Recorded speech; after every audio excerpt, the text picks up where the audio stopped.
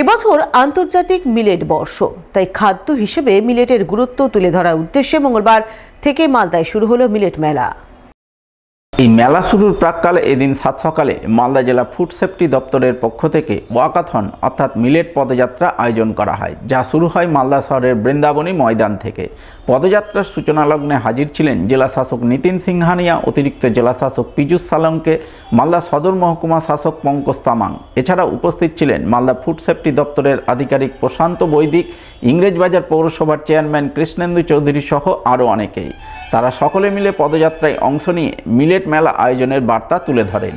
পদযাত্রা শেষে মালদা শহরের বৃন্দাবনী ময়দানে যোগচর্চার আসর বসে এবং সবশেষে মিলেট মেলা আয়োজনের গুরুত্ব তুলে ধরেন জেলা ফুড সেফটি দপ্তরের আধিকারিক সহ জেলা শাসক। এই বছরটা হচ্ছে আন্তর্জাতিক মিলেট বর্ষ হিসাবে ঘোষণা করা হয়েছে।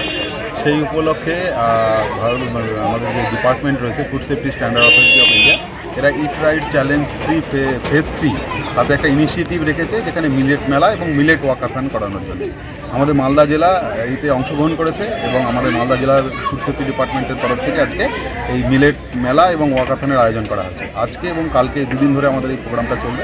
মেলা 3 দিন চলার কথা আছে, আজকে, কালকে এবং পরের দিন। ন্যাশনাল ইয়ার অফ মিলেটস চলছে 2023।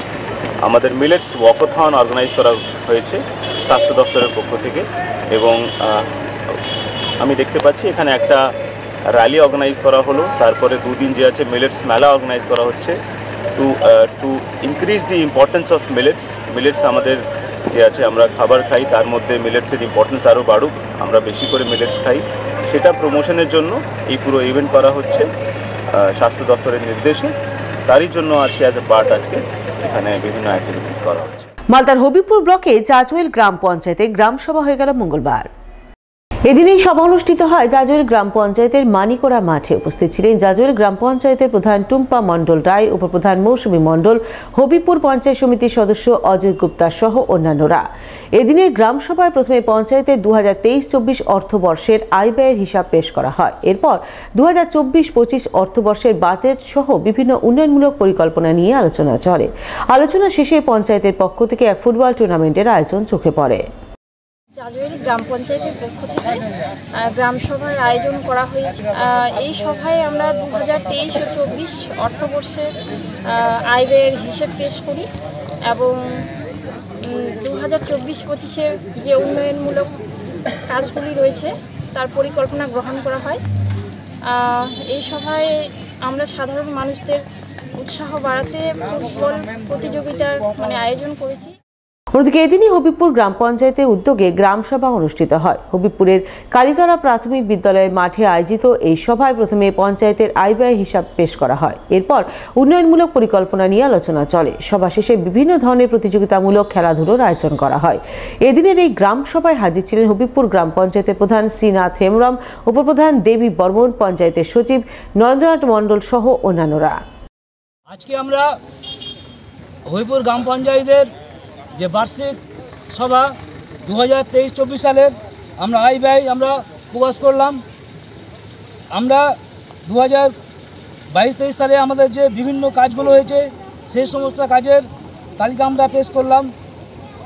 আগামী 2024-25 সালের যে খসড়া বাজেট এবং পরিকল্পনা সেগুলো আমরা সব পাস করলাম। বড়দিন ও বর্ষবরণ উপলক্ষে ইংরেজবাজার পৌরসভার উদ্যোগে 7 দিনব্যাপী জমকালো কার্নিভাল শুরু হলো সোমবার। এই উপলক্ষে এদিন সন্ধ্যায় মালদা শহরের যুব আবাস সংলগ্ন ময়দানে জমজমাট অনুষ্ঠানের আয়োজন করা হয়। উদ্বোধনী অনুষ্ঠানে উপস্থিত ছিলেন জেলা শাসক নিতিন সিংহানিয়া, জেলা পুলিশ সুপার প্রদীপ কুমার যাদব। এছাড়া উপস্থিত ছিলেন রাজ্যসভার সাংসদ মৌসুম নূর, ইংরেজবাজার পৌরসভা chairman Krishnendu Chowdhury, vice chairman Sumala Agarwala সহ আরও অনেকেই।